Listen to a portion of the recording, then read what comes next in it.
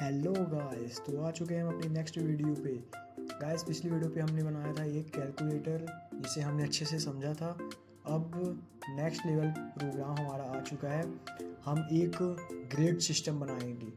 आप सभी ने देखा होगा कि हम परसेंटेज बेस पे हमको ग्रेड क्या मिलता है, हमको किस परसेंटेज पे कितने कौन सा ग्रेड मिलता है और हमारे परसेंटेज कैसे बनते हैं, कंप्यूटर कैसे ये चीज़ फाइंड करता है, परसेंटेज निकालता है, नंबर को ऐड करता है, ऐड करके परसेंटेज निकालता है, परसेंटेज निकाल के पास या फेल के बारे में बताता है, पास या फेल के बाद कितने सब्जेक्ट में आप पास हो या फेल हो ये बताता है, सब्जेक्ट के नेम बताता है, सब्जेक्ट के नेम बताने के बाद आपकी ग्रेड बताता है परसेंटेज बेस पे, या आपने कितने परसेंटेज कौन सा ग्रेड पाया है कितने परसेंटेज पे। तो चलिए गाइस, आज हम बनाने वाले हैं अपना बहुत ही धमाकेदार प्रोग्राम जो हमने पिछली वीडियो में देखा था। तो चलिए स्टार्ट करते हैं। सबसे पहले अपने को क्या करना पड़ेगा, हमको इतनी चीज़ें इसमें करनी है। मतलब ये प्रोग्राम अपना बहुत बड़ा होने वाला है, बहुत लंबा होने वाला है, तो इसमें हमें सबसे पहले एक प्लान की ज़रूरत है। तो सबसे पहले हम क्या करने वाले हैं, हम सब्जेक्ट वाइज मार्क्स निकालेंगे, फिर उन मार्क्स को कैलकुलेट करेंगे, फिर उसके परसेंटेज निकालेंगे। फिर हम क्या करेंगे, मार्क्स के बेस पे कंडीशन देंगे कि वो किस सब्जेक्ट में पास है या फेल है ना। हम काउंट करेंगे कि कितने सब्जेक्ट में फेल है, और उसके बाद हम कंडीशंस देंगे किसके लिए, परसेंटेज बेस पे ग्रेड निकालने के लिए। उसके बाद हमारा क्या प्रोग्राम कंप्लीट हो जाएगा। तो चलिए समय को ज़्यादा वेस्ट ना करते हुए हम अपनी वीडियो को स्टार्ट करते हैं। तो सबसे पहले अपने को क्या करना पड़ेगा, ये लेना पड़ेगा ना, अरे वेट, 5 वेरिएबल्स लेने पड़ेंगे। जैसा कि मैंने आपको बताया था पिछली वीडियो में कि वेरिएबल्स क्या होते हैं, है ना। वेरिएबल एक कंटेनर है जो वैल्यू को स्टोर करता है। कौन सी वैल्यू को, जो भी आप ले रहे हैं, इंटीजर, फ्लोट और कैरेक्टर, है ना। तो इन्हीं को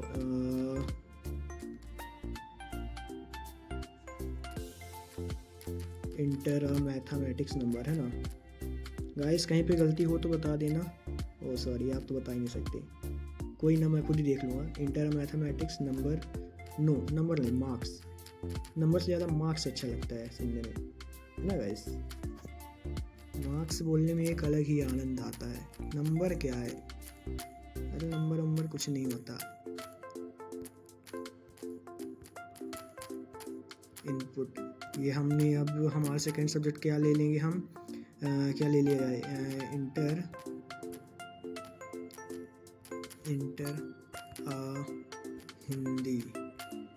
हिंदी मार्क्स, है ना। तो इसी तरह इंटर हिंदी मार्क्स, है ना। इसी तरह आपको 3 और बनाने पड़ेंगे, 3 और वेरिएबल बनाने पड़ेंगे। क्योंकि अपने पास टाइम ज़्यादा नहीं है, इसलिए अपन क्या करेंगे, कॉपी पेस्ट करेंगे। लेकिन कॉपी पेस्ट सिर्फ मैं करूँगा, आपको कॉपी पेस्ट नहीं करना है। आपको पूरी तरह से इसे बनाना है। ऑनलाइन पाइथन कंपाइलर पे आपको रन करके देखना है कि प्रोग्राम अपना कैसे चल रहा है ना। ओह सॉरी, मैंने तो इसको कॉपी कर रखा है, तो ये मैंने कर दिया पेस्ट, है ना। क्या है ना कि लोग फिर बहुत लंबी वीडियो देख लेते हैं कि बहुत लंबी वीडियो है, तो आगे देखते ही नहीं है। लेकिन अपने को उतना लंबा जाना नहीं है। क्यों? क्योंकि जब अपना इतने में ही काम हो जाना है कॉपी पेस्ट में। लेकिन कॉपी पेस्ट सिर्फ मैं करूँ, क्यों? क्योंकि मुझे आता है, आपको नहीं आता अभी, है ना। आपको अभी लॉजिक अपना इंक्रीज़ करना है, बढ़ाना है। तो मैथमेटिक्स, हिंदी, इंग्लिश और क्या हो जाएगा अपना केमिस्ट्री, है ना। केमिस्ट्री, ऐसा नहीं है कि मेरे को सब कुछ आता है, मेरे को ही नहीं आता, बहुत कुछ नहीं आता मेरे को। लेकिन अभी थोड़ा बहुत जो भी आता है मुझे, तो शायद से उतना आपको आता हो या ना आता हो। लेकिन आपको अगर अपना लॉजिक बढ़ाना है तो सीधी सी बात है, आपको खुद करना पड़ेगा, और बिना कॉपी पेस्ट के, अगर आप आगे बढ़ना चाहते हैं। बेसिक सी बात है, आगे बढ़ेंगे और बहुत ही अच्छा परफॉर्मेंस करेंगे, है ना। फिजिक्स, तो ये हमारे 5 सब्जेक्ट के मार्क्स आ चुके हैं इनमें, ठीक है, अब हम इनको क्या कर लेंगे, ऐड करना है ना। ऐड करने के लिए हम क्या कर लेंगे, एक सम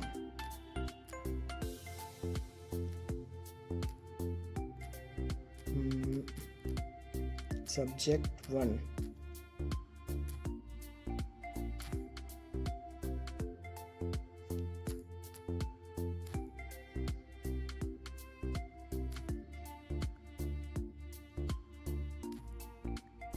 अरे क्या हो रहा है, छोड़ो हो गया, subject2 plus subject3 plus subject4। आधे बच्चे तो ये देख के भाग जाते हैं कि इतनी लंबी वीडियो है, पता नहीं कितना दिमाग चल लेगा ये आदमी, लेकिन कोई ना, दिमाग तो चलना ही पड़ेगा, बिना दिमाग चलवाए आप आगे बढ़ ही नहीं पाओगे।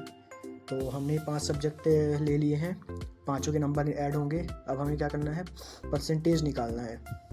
तो परसेंटेज निकालने के लिए भी हम एक वेरिएबल ले लेंगे, परसेंटेज। एक काम करते हैं, हम इसको पी ले लेते हैं, ठीक है। ठीक है, पी ले लिए। तो परसेंटेज निकालेंगे। परसेंटेज का फॉर्मूला क्या होता है, जितने मार्क्स आपने अर्न किए हैं डिवाइडेड बाय जितने मार्क्स का टोटल मार्क्स, जितने आपके टोटल मार्क्स का एग्ज़ाम था, और उसमें से आपने सभी सब्जेक्ट में जितने मार्क्स अचीव किए हैं, है ना, उससे उसको डिवाइड कर देंगे और मल्टीप्लाई कर देंगे किससे, 100 से। शायद आप समझे नहीं होंगे, तो चलिए हम करके ही दिखा दे रहे हैं। आपने पी में आपके टोटल मार्क्स आ गए, जितने आपने सब्जेक्ट में अर्न किए हैं। 500 का आपका एग्ज़ाम था, ओहो, मल्टीप्लाई बाय 100, है ना।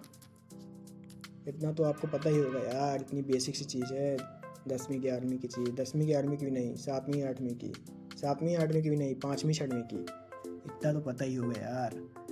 तो चलो हम प्रिंट कर देते हैं, प्रिंट कर देंगे हम क्या,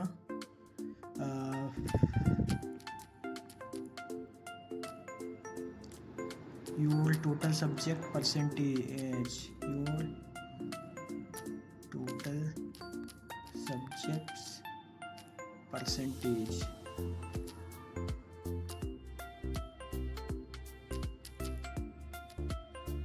इज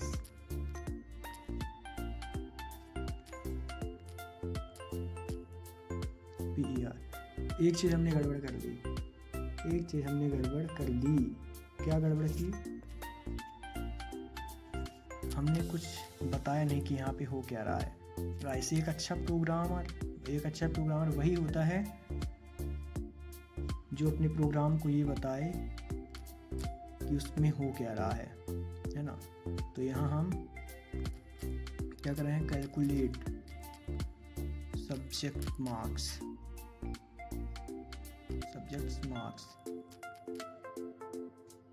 है ना।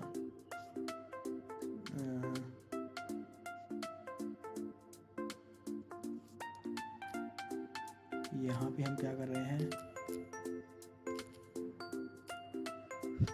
हम यहाँ पे परसेंटेज निकालें, फाइंड परसेंटेज, ताकि आप के बाद कोई इस प्रोग्राम को देखे तो उसको ये तो पता रहे कि इस एक्चुअल में इस जगह पे हो क्या रहा है ना। अब हम क्या करेंगे, कंडीशंस देंगे, apply condition for fail in subject.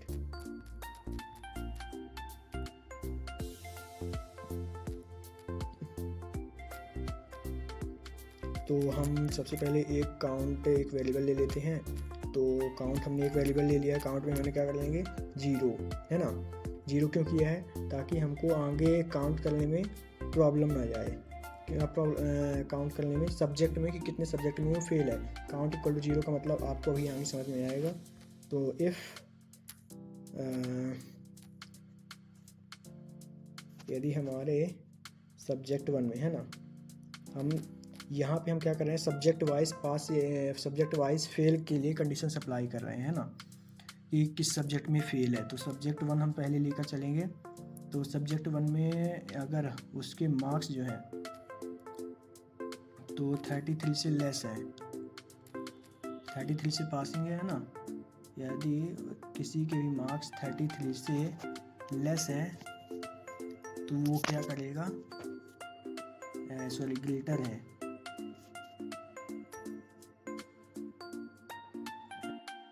पता नहीं आज हो क्या रहा है, दिमाग की काम नहीं कर रहा।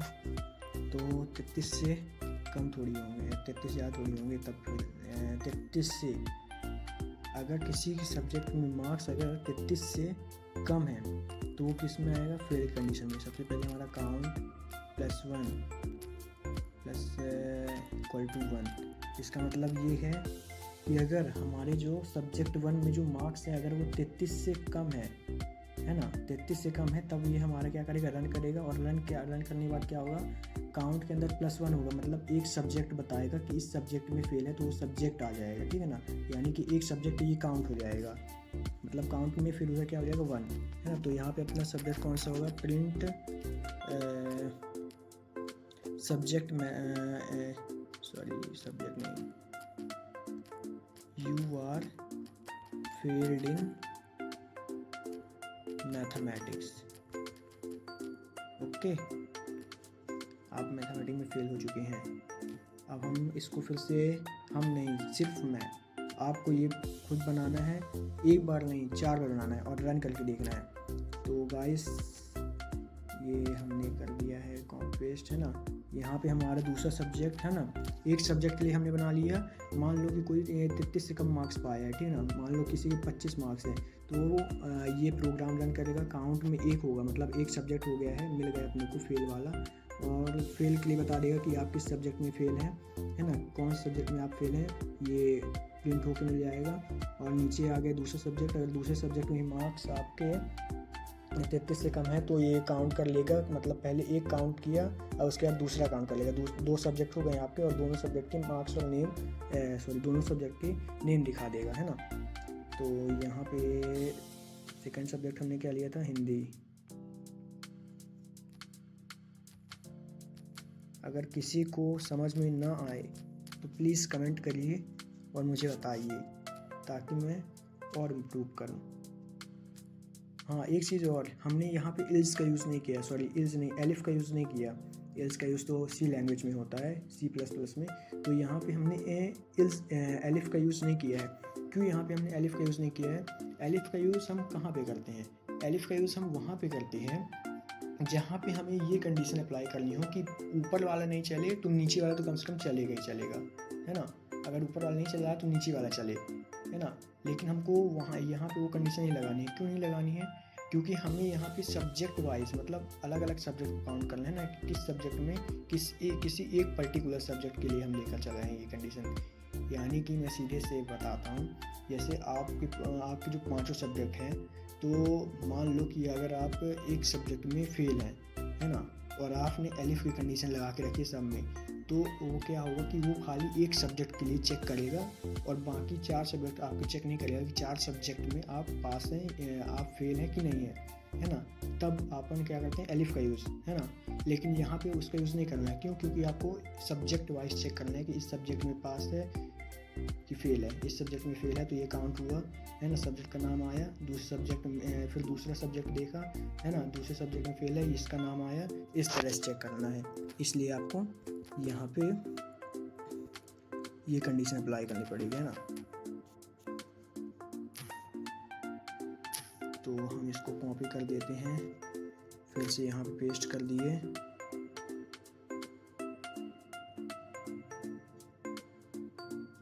यहाँ पे सब्जेक्ट 3 आपको कॉपी पेस्ट नहीं करना है। अगर आपको अपनी लॉजिक इम्प्रूव करना है, अगर आपको अपना लॉजिक इम्प्रूव करना है तो आपको यहाँ पे कॉपी पेस्ट नहीं करना है। मैं इसलिए कर रहा हूँ क्योंकि बच्चों को बोरिंग लगती है बहुत लंबी वीडियो, इसलिए छोटे छोटे पार्ट्स में अपन डिवाइड करके दिखाएंगे।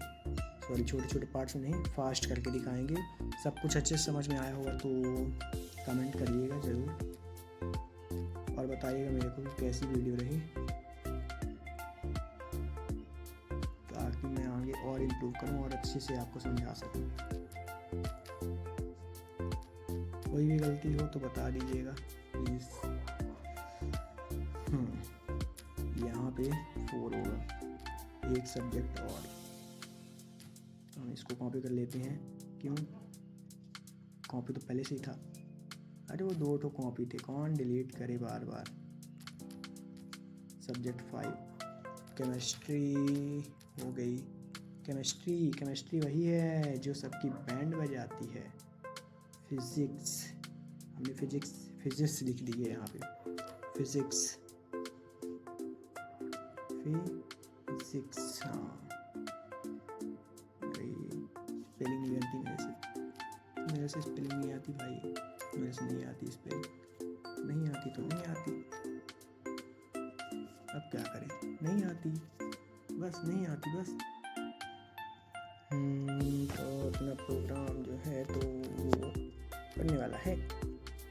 इफ काउंट जो है अगर ग्रेटर देन है 0 से, यानी कि आपके टोटल सब्जेक्ट मान लो कि यहाँ पे काउंट हो चुके हैं, है ना। अगर काउंट 0 से ग्रेटर देन है, मैंने इसलिए लिखा है क्योंकि आपने मान लिया कि 2 सब्जेक्ट में फेल है, तो 2 सब्जेक्ट आपके काउंट हो चुके हैं, यानी 0 से आपका काउंट बड़ा है।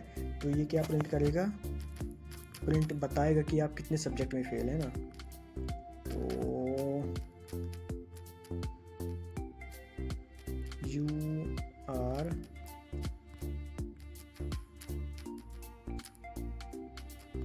फेल्ड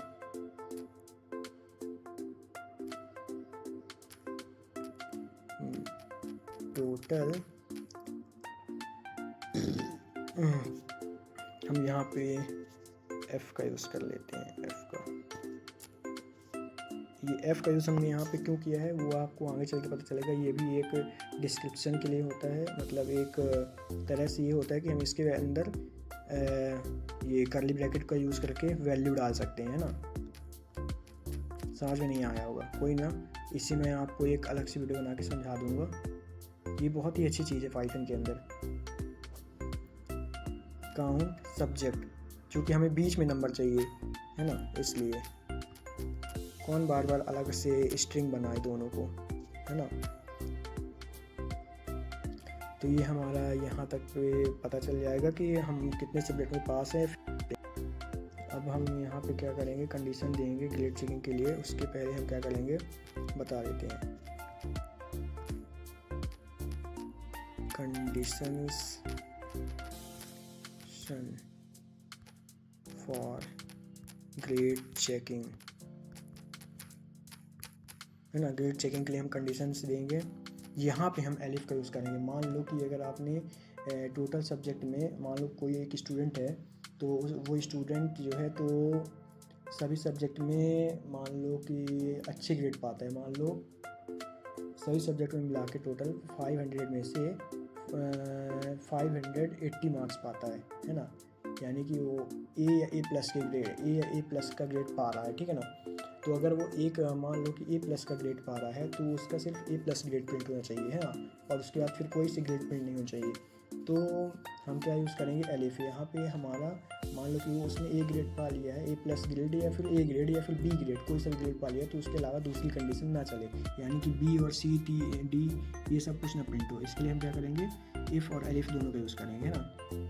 इफ़ अगर उसके परसेंटेज जो हैं तो ग्रेटर देन इक्वल है कितने से, 90 से, एंड जो परसेंटेज है तो लेस देन है और इक्वल है किसके, 100 के, यानी 90 से ज़्यादा और 100 से कम, है ना। तो क्या प्रिंट होगा, तो यहाँ पे प्रिंट होगा अपना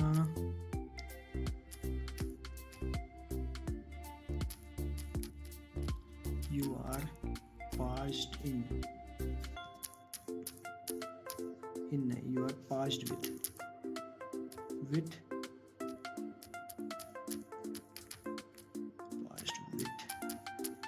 ए ग्रेड, सॉरी ए नहीं, ए प्लस से अपन स्टार्ट करते हैं, ए प्लस ग्रेड।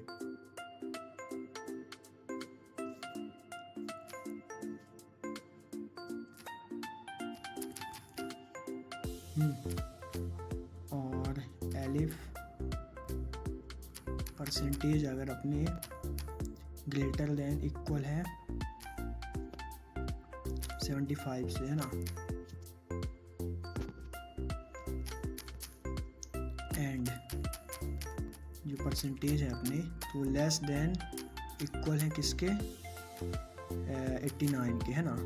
हमको यहाँ पे वो लेके चलना है जो ऊपर वाले से कम हो। ऊपर अपने परसेंटेज जो है तो ग्रेटर देन इक्वल है 90 से, लेकिन यहाँ हमें क्या लेना है, हमारे जो परसेंटेज होंगे इस साइड तो लेस देन इक्वल होंगे 89 के, है ना, मतलब एक नंबर उससे कम।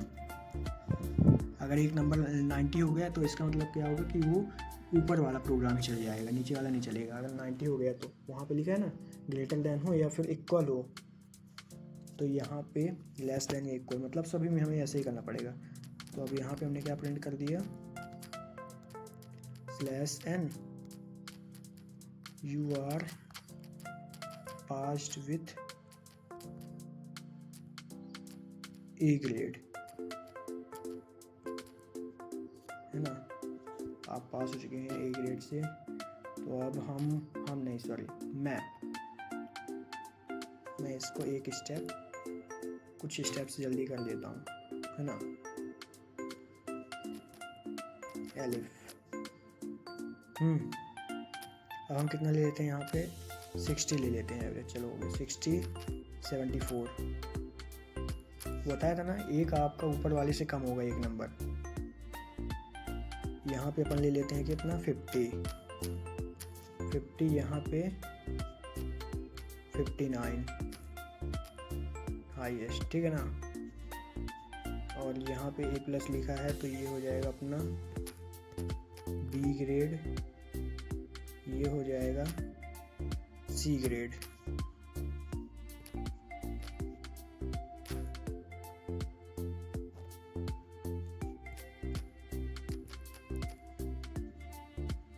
यहाँ पे अपन ले लेते हैं कितना, 40, यहाँ 49 ना, यहाँ 33, यहाँ 39। ग्रेटर देन या इक्वल, है ना, ग्रेटर देन या इक्वल है तो वो पास है ना, इसलिए वहाँ पे हमने लेस देन लिखा था, यानी कि 33 के इक्वल नहीं लिखा था। इसीलिए क्यों, क्योंकि अगर 33 के इक्वल होगा तो वो पास में आएगा, है ना। तो यहाँ पे passed with A grade.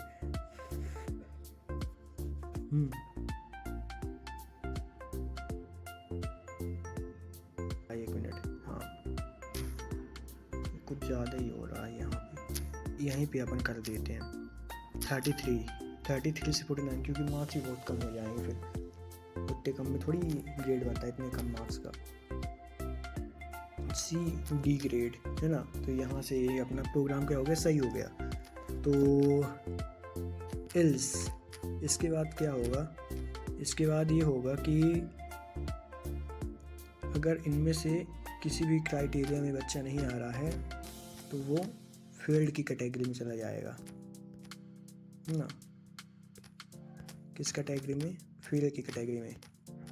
You are percentage base पे, यानी सही परसेंटेज पे वो फेल्ड विथ F ग्रेड।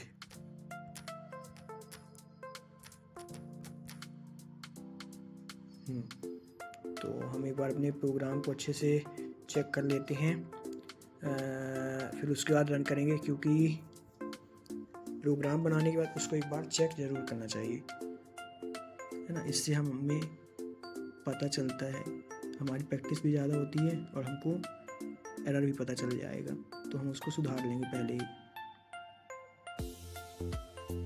गड़बड़ तो दिख नहीं रही है गाइस कुछ भी, आई होप सो कुछ गड़बड़ ना हो तो बेहतर है। अगर हुई तो कोई ना, देख लेंगे। अरे ये तो गड़बड़ नहीं हुई यार, ये गलती हो गई, गड़बड़ तो होनी चाहिए थी, होगी कहीं ना कहीं तो होगी, जरूर होगी, मैंने बनाया ना, गड़बड़ होगी, मुझे पता है होगी। ये देखो मैंने बोला था ना होगी। अब गड़बड़ क्या है, यहाँ पे आपको एरर चेक करना है।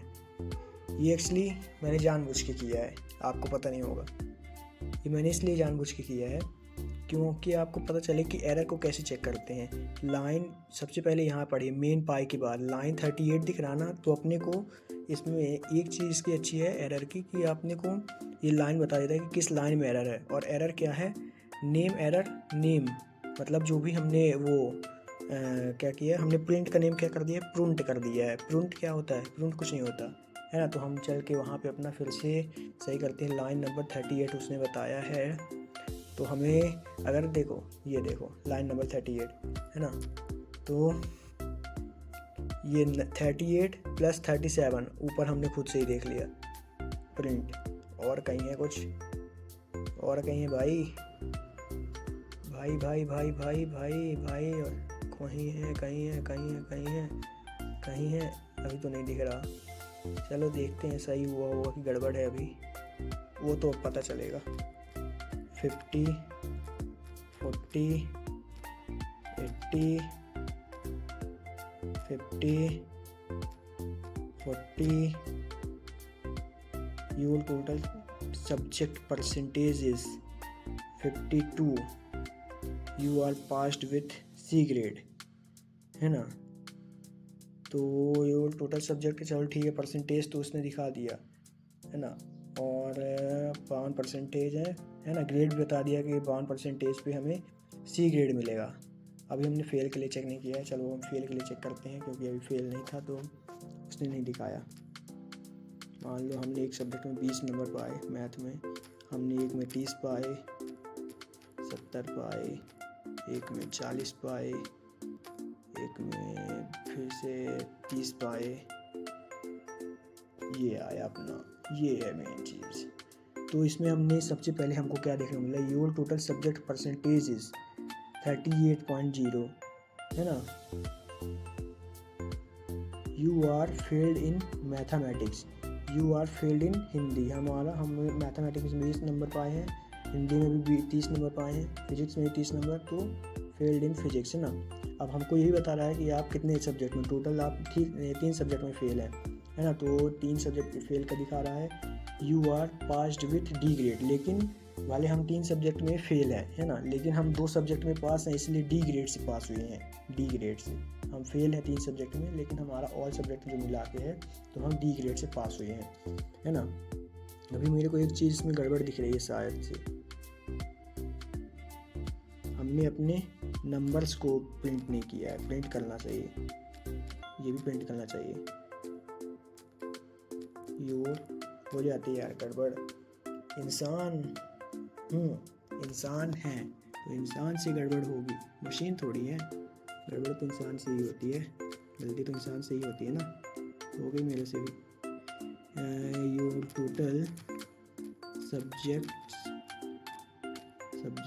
Number, sorry marks, your total subject marks is,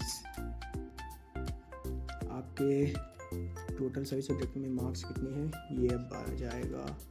तो 50, 30, 20, 80, 50, योर टोटल सब्जेक्ट मार्क्स अब पता चलेगा। आपने 230 नंबर पाए हैं, 230 में से आपके 46% बने हैं। 46% में आप किस किस में फेल हो गए हैं, आप हिंदी में फेल हैं, इंग्लिश में फेल हैं, यानी 2 सब्जेक्ट में कुल मिला के आप फेल हो चुके हैं, और आप पास हुए हैं डी ग्रेड से, है ना गाइस। तो कैसा लगा आपको ये मेरा प्रोग्राम, ये मेरा ग्रेड चेकिंग सिस्टम आपको कैसा लगा? जैसा भी हो कमेंट में ज़रूर बताना, और चैनल को लाइक करिएगा, सब्सक्राइब करिएगा, और नई वीडियो का वेट करिएगा।